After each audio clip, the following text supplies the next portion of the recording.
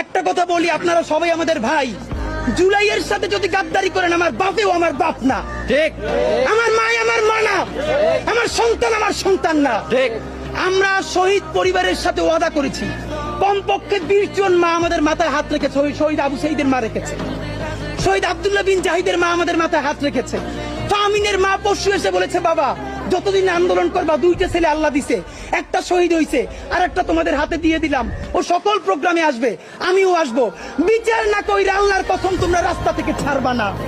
আমরা ওয়াদা করেছি, আমরা এই বিচার না দেখা হয়তো আমাদের লাশ যাবে আমাদের বাবা মায়ের কাছে, অথবা বাংলাদেশে গণহত্যার বিচার হবে।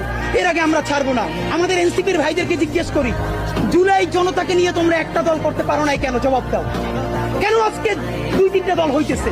তোমরা একটা করছো, শুক্রবার আর একটা হবে, পরশু আর একটা হবে। কেন তোমরা কেন একা একা মাস্টার মাইন্ড হইতে গেলে আমারে বলো। ঠিক। তোমরা কেন বলো